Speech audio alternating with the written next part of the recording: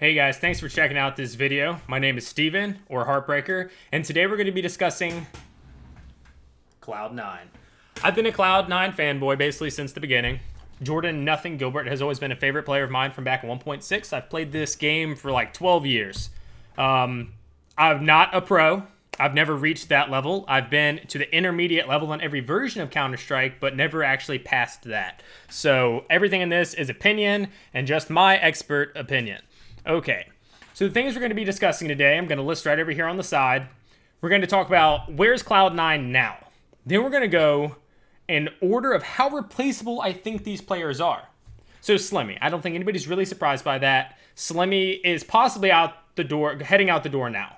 My next is actually Skadoodle, which may surprise some people, but this is all me. Then it's going to be Nothing, which hurts, and then Shroud and Stewie. Okay, so let's get started. I'm going to be going over LAN only, past 3 months only, and all of my information, all my stats are going to be coming from HLTV. That's my one source. So in the last 3 months on LAN, they're sitting at a 15-20 record. This includes the events, the iBuyPower tournament, ESL 1 Cologne, ECS Finals, ESL Pro League Finals, DreamHack Austin. Now, if you look at the matches at these events, you'll notice it's the most inconsistent thing in the world, which kind of is what Cloud9 is about. So they beat CLG. Kind of expected. CLG's been going downhill. Players started to leave because they knew it. Everybody else knew it. So no big deal there, right?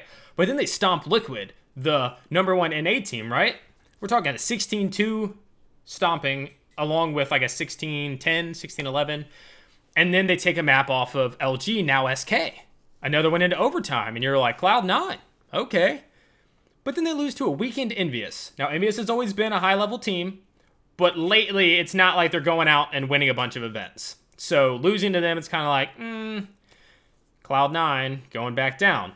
But then they 2-0 Astralis. Good margins. We're talking like 16-9 wins over Astralis, and you're like, Cloud9. And then they lose to TSM pretty handedly, and you're like, and they're back. Which you can't really say, because Cloud9 has nowhere to go back to.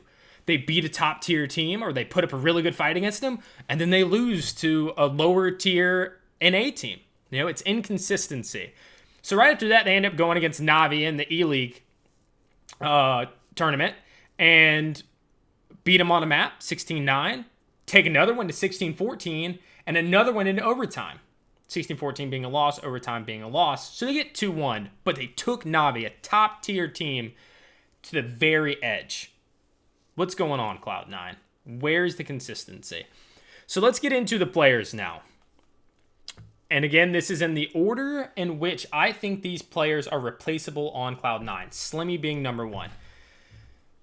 Slimmy was not expected to come in and frag out. Everybody knows that. He's the IGL. He wasn't expected to come in and like take top of the leaderboard or anything like that. But what I think they expected him to do was at least compete. They expect, if he was going -2 or something like that, Cloud9 would probably be thrilled. They'd be like, yes, this is all we needed, somebody to come in and provide the strategy and the balance, but at least be able to kind of hold his own, even if it's slightly underneath. I think Cloud9 could do with an IGL who didn't necessarily frag out, but could, go -2, -3, something like that. Well, Slimmy in a lot of these matches has just, like, you have to hard carry him. Like, we're talking like -15s and things like that. And you can't be like that on a top tier team. If you have somebody who isn't fragging out at least at a decent rate, you can't compete. So they brought in Slimmy. He provided some consistency on strategy. He allowed them to do more things and to work things around some of the other players. But he can't carry his own weight. And at the pro level, you can't really expect somebody to hard carry every time. I mean, there's a reason Mouse Sports has only just now made it into like a semifinal, and they didn't even get out of that because Nico can only carry but so much. Okay, so let's go ahead and move on. Everybody's kind of expecting Slimmy's going out the door. He couldn't provide what was needed. Might be kept on as a coach. Don't know. Rumors. So then we'll get into Skadoodle. I know everybody's thinking, you can't get rid of Skadoodle. He was top tier NA Opper. He was, right? When Cloud9 picked him up, it was like he was worth the money. It was, let's throw that 20K bonus at him. Let's, give him whatever he wants, but we need that. But where's he at now? Very inconsistent. He's not the game changer that he was for other teams. He's not the game changer that he was when all this stuff went down. Now it's like you watch him and you're like, how do you miss that shot? You know, I would put him in probably top 4 oppers. I don't think he's leagues above Peter. I don't think he's leagues above Shazam. You know, like to me, JDM currently best opper NA. Can't really argue it, unless of course you're bringing in people like Fallen, which is, you know, up there too. But from NA players, Skadoodle is like not top dog anymore. And he never looks like he's into it, you know?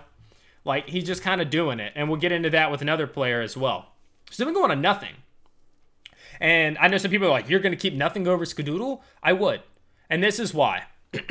Nothing's main problem, to me, and he said in his videos before, he cares about when he gets to the tournament, when he's competing, that's when it kicks in for him.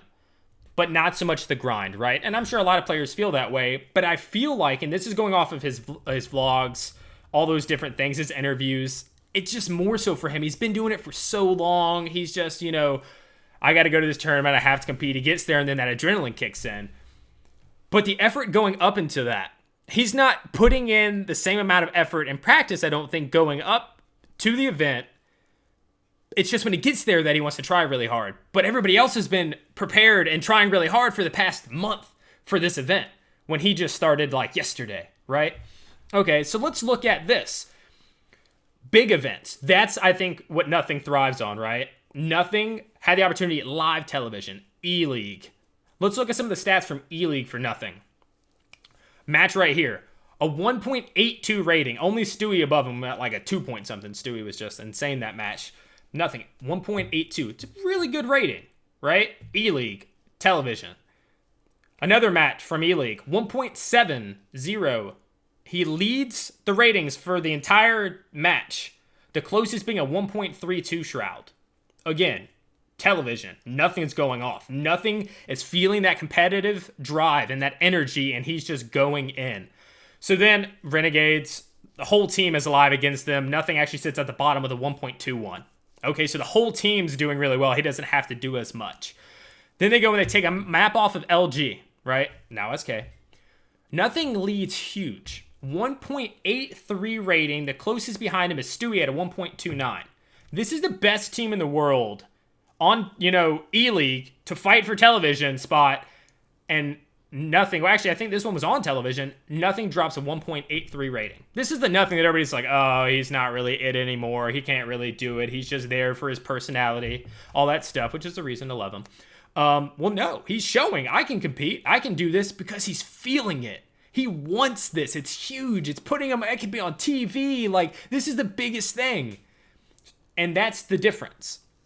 So there's some rough ones in there. I mean, he dropped a 0.64 on an overtime cobble against the same team in that exact same best of 3. So yeah, he fell off. He had some rough games, but these top games, these ones where he's just flying through the roof, I think and all the arrows are pointing to, this is the Nothing that wants to win. This is the Nothing that isn't like, oh, well, we're at the event. All right, I guess I should be competitive and do this. No, this is Nothing that's like, this is big time. This is something that I haven't really done before. You know, this is like live TBS, like, I want this. And that's what brings Nothing alive. He has to find that drive and that passion, and he needs people to come onto that team that will force him to be that way, which is why I think Stewie was a really good pickup, but we'll get to that later. Shroud. So in the past 6 maps, he's actually turned around and been on the upswing, which is good, because Shroud for a little while there is kind of like, he'd have a good map here and there, but mostly mediocre. Well, in the past 10 maps from HLTV, percentage-wise, and this is like based off of his team. So if his whole team is at a 1.0 and he's at a 1.2, he did 20% better on his overall rating, right? Well, he was negative 43% 10 maps ago. Negative 39 and negative 35. I mean, he was awful, to say the least. I mean, he was definitely not competing very well. Negative 17. Then he turns it around. Positive 35, positive 21, positive 17, positive 54, positive 31, positive 12. Last 6 maps, he's come up.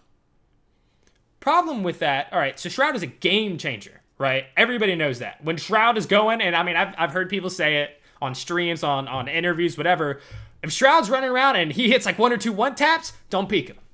Stay away. Go somewhere else, because he's one of those, when he starts going and he's hitting, he's on fire, You don't want to mess with it. There are players like that throughout the world, but not every player is like that. He's one of them. No teams want to go up against that.